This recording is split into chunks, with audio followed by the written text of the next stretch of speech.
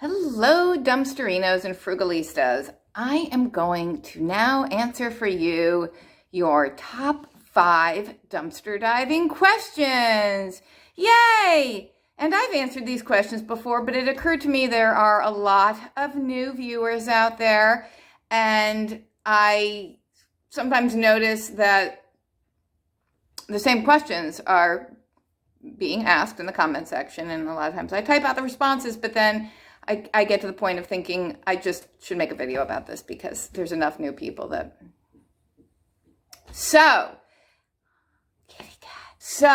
the number 5 question, most frequently asked to dumpster diving us. I was going to say to dumpster divers, but really just us. How did you get started? Well, Frugal Daddy and I both got started dumpster diving way before we met each other. And we've been together more than a dozen years. I first started one time I was walking down the street in Princeton, New Jersey, where a very famous university happens to be, and a lot of rich people who have good trash. And somebody was throwing out this black iron stand that you would put a flat glass top on for a table, like for a little end table outside, like a wrought iron thing. And somebody was throwing that out, no top.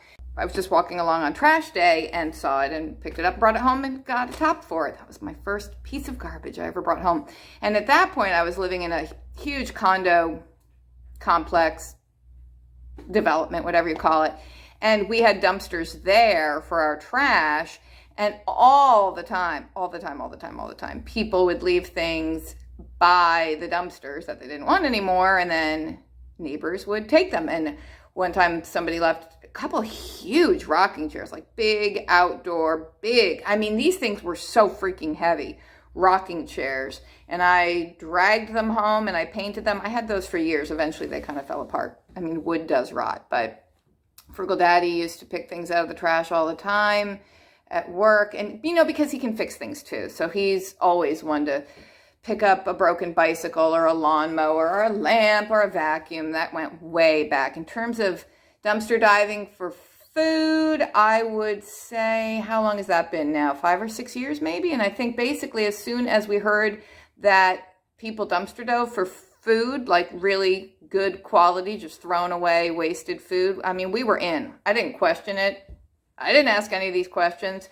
I just wanted free food. What about recalls? A lot of talk about recalls lately. Well, here's the thing about recalls. In my mind, they're not that big a deal. Like, I just figure, what are the chances that I'm going to get E. coli? So I don't really worry about it that much. Probably I should worry a little bit more, but you can sign up to get emails from the USDA. I was going to say FDA, that's not right. It's the USDA. You can get emails from the USDA that tell you of every recall, or you can just go on their website and they have all the information. It's not just like, oh, there's a recall on lettuce and everybody freaks out, oh, all the lettuce.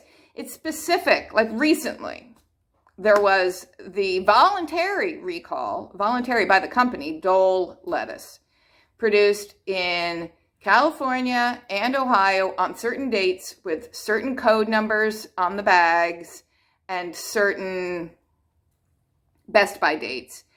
And if you find lettuce in a dumpster or you have it in your fridge, you can just check on the packaging and they'll have pictures of the packaging on the USDA website. They don't even just say, oh, this is the code, blah, blah, blah. Good luck finding it on the packaging. They'll show you right on the package where the code is, and you can see if you have the code. So if recalls are a big concern, it's not hard to get that information and to get it accurately, because rarely is it all of everything, all the pork in the whole wide world is being recalled at once. It's not like that. And I'm going to tell you, my experience with recalls, just monitoring the list and reading the emails, it's a lot of processed meats. And a lot of times it's for undeclared allergens and mislabeling. I'm not allergic to any foods. I also don't really eat a lot of processed meats. So, some companies' pork wontons might not say on the package that they are produced in a factory where eggs and soy are used. And you have to put that on the package because those are known allergens. So a lot of recalls are because of that. But certainly the ones we hear most often are like the E. coli. I almost said E. coli because I was thinking Ebola. You can just go on the USDA website and check all that out and sign up for the email list if you wish to do it. I tend not to be that concerned about recalls, so that'll probably be what kills me one day. I'll get the E. coli mixed with the Ebola. It's going to take me right out. Third most frequently asked question regards getting caught. Have you ever gotten caught? What happens when you get caught? Is this legal where you are? Where are you? Okay, we're in New Jersey. It is legal to dumpster dive in the state of New Jersey, which I'm pretty much sure I always knew, but I did call the governor's office and ask. And they went and looked it up and they said, it's legal. There is nothing against the law about dumpster diving. Now, don't put your own trash in a dumpster. Nobody likes that. People get very upset about that. Dumpster diving, not against the law, but caveat is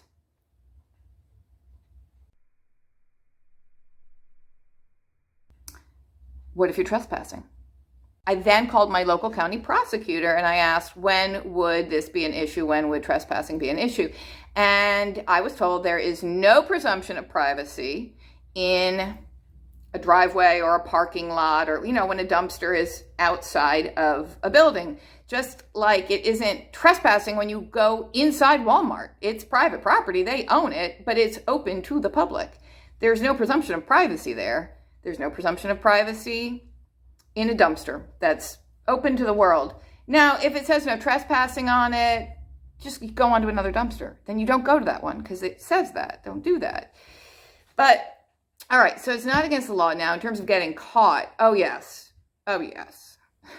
We've gotten caught so many times by employees. And for the most part, they're kind of a-hole-ish about the whole thing. Once in a while, you get someone who's cool, who's like, yeah, I couldn't care less, could go for it, whatever. Most of the time, they'll just say, hey, sir, you can't be in there. You can't do that. I'm going to call the police. What are the police going to do? It's not against the law. But of course, you hear, call the police, and you're like, okay, I'll go. It's easier just not to antagonize them. I'm more likely to start to engage in conversation with them than Frugal Daddy. He'll just apologize and leave. I'll pack up to leave, but I just somehow always feel like I have to talk to them. They don't tend to know the law. They don't. They think it's against the law. They have no idea. A lot of the police don't know. But I will say there have been times where police have pulled up while we're dumpster diving, and I haven't even had police tell me, I've never even had the police tell me to leave.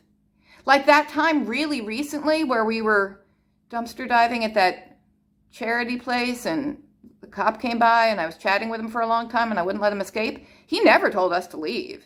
He just wanted to get the heck out of Dodge. But we've never had cops tell us to leave. They'll say, what are you doing? And they want to make sure you're not dumping your trash in the dumpster. And you'll say, I'm dumpster diving. Look at all this wonderful food I'm saving. And they'll kind of give you a look like, that's disgusting. And then that's when Frugal Mommy launches into the whole food waste in America. And expiration dates are just bullshit. And we could talk about expiration dates. Like recalls. I don't worry about expiration dates. So yeah, that's number 3. We've gotten caught by employees. We've gotten caught by police. The police don't care because it's not against the law. The employees care. And if they ask you to leave, we leave. Because you don't want to antagonize them. You don't want them to start to lock the dumpsters just because you pissed them off. Second most frequently asked question about dumpster diving. What do you do with all that food? It's way too much for your family to eat. What could you possibly do with all that food? First of all, don't underestimate how much we can eat. You don't think I probably eat that much. You don't think I do. I do. And I'm not just someone who's saying they do. Like, I really can pack the food in. So if you see salad beyond what you think any normal family could eat in the amount of time before the salad goes bad, I will eat all the salad myself in half that time. Like, I eat very large quantities of food. I have no fullness mechanism. Like, I don't ever know when I'm full. I can see it in the mirror when my stomach is so bloated and puffed out and hard as a rock. And it's like, oh, I'm 8 months pregnant all of a sudden with my bloat baby. Oh, we do eat a lot, but we share. The amount of food we rescue, of course, we have to give a ton away. We don't have to, but we do. And we like to. And we have a lot of friends who like certain things. Like, we have a certain friend who, he doesn't drink skim milk, but he drinks whole milk. We're not really whole milk people. We're skim milk people. So if we get whole milk, we give it to him. We have a friend who collects scrap metal. We have a friend who has a friend who is always having yard sales. So a lot of stuff, non-food items, we pass on to him to just whatever. We donate a lot of non-food things to the Vietnam Vets of America. Food items, if we donate, it's generally to there are a couple to a couple of different local soup kitchens. Of course, we also have to feed our animals. We have many pets, and they like food. And we freeze things, we dehydrate things. We have extra freezers. People always ask, do you have extra freezers? We have 2 of those big chest freezers. Clock is going.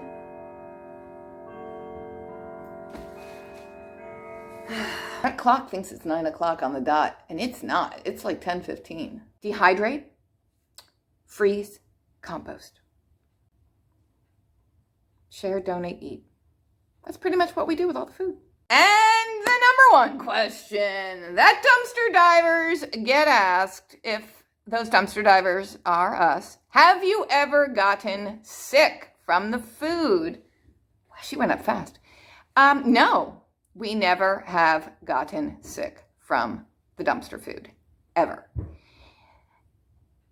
It's not infallible. Smelling food is not infallible because people have gotten poisoned by food throughout the course of human history, and people have had noses. And I imagine people in the past sniff their food a lot more than we do because we just rely on the stupid sell-by and Best By dates and assume food is bad after those dates and assume it's good before those dates. You got to smell it. Bad food smells bad for a reason, and it does smell bad. Like a lot of times people will say, oh, that all looks great. Those apples look great. Oh, yay, grapefruit. But I think I'd probably skip the meat and dairy. And I understand why you're saying that, because that's how I feel about fish in the dumpster. I'm always like, ooh, I don't feel good about the seafood. But it's really easy to smell when your meat's going off. And the smell increases with time, but you can tell pretty early on in the going off phase that it isn't smelling right. And so far, I don't think there's any meat that we've smelled and thought, it smells okay to me, that we then cooked and wasn't good. Like it's always been okay. Produce is super easy. Like, you know a mushy tomato when you see one. You know a moldy strawberry when you see one. Like, produce is super easy, but so is meat. So is dairy. I mean, you can smell when milk's gone bad. Now, something like sour cream or yogurt, I don't know if you can tell by smell, but I've never had a problem with either one. I mean, you're kind of going in the sour direction in the first place. But no, we have never gotten sick from dumpster food, thank goodness. Now, I have had food poisoning several times in my life. Stories I love to regale you with from other people's home cooking or restaurants. Never from my own cooking, amazingly, because it's just amazing. And never from dumpster food. We went to this Mexican restaurant once, my church friends and I, way back in our early 20s. And it was this great Mexican restaurant. I mean, great meals. We went there all the time. It was such a fun place. And it was right in a little downtown area. So you couldn't always park right by the restaurant. So this one time I was meeting my church friends there, and I was parked probably a block and a half away. Like up the block, past the bank. Well, I was in the bank parking lot just past the Friendly's. Okay, Friendly's is a local chain restaurant too. So we had dinner. It was great time. Summertime, warm out after dinner, it's still light, and I'm walking back to the bank parking lot to my car, and I got to just about in front of Friendly's, and like things were churning, and I knew I'm not going to make it home. I'm not going to make it to my car. Like, I'm literally going to explode one way or another right now. So I book into Friendly's, and I'd been to the Friendly's, so I know where the bathroom is, and I just plow straight back into the bathroom. And I just shat myself, like explosive diarrhea. I mean, it was, oh my God, thank God I got into the bathroom. But then, of course, once I was there, I was like, well, now what do I do? Now what do I do? And this was long enough ago, like nobody had cell phones. It wasn't like I could call a friend and be like, go to my house, get me clean underwear and some sweatpants, and drive over to Friendly's. I'll be waiting in the bathroom. Come now. I'm not leaving. Like, There was no way to get help. I have had food poisoning. Oh, yes, I have. I've had the kind of food poisoning where you're just sort of laying on the floor like a horse that's like down, just laying there on its side, like, shoot me now. Just like vomiting. Can't even lift your head up. You're thinking, it's going in my hair. I hope I live through this. But in some ways you don't want to live through it. You're just like, Jesus, take me now. Because, I mean, food poisoning is horrible. And we should never make light of it. Even though I kind of did when I talked about getting E. coli, which I hope I don't. Maybe I should pay more attention to the recalls. But anyway, I've never, ever gotten sick from dumpster food. There we go, dumpsterinos, frugalistas, all our new friends, our new family, our new members to the little freaking frugal community of dumpster diving and mischief. Our community of mischief and mayhem. Those are our top 5 asked questions. If you have any others, why, feel free to ask them. And welcome aboard, and thank you for watching and showing up here. Next video up should be back to dumpster diving. I'm hoping for Aldi. I'm hoping for food. Frugal Daddy's out right now dumpster diving. I can't wait till he gets back. I just couldn't wait though. I just had to talk to you because it's been a few days. All right, I hope you're all doing well. I love you. I blow kisses. Mwah! And hugs. Hugs. And high fives. High five. And we'll see you again soon.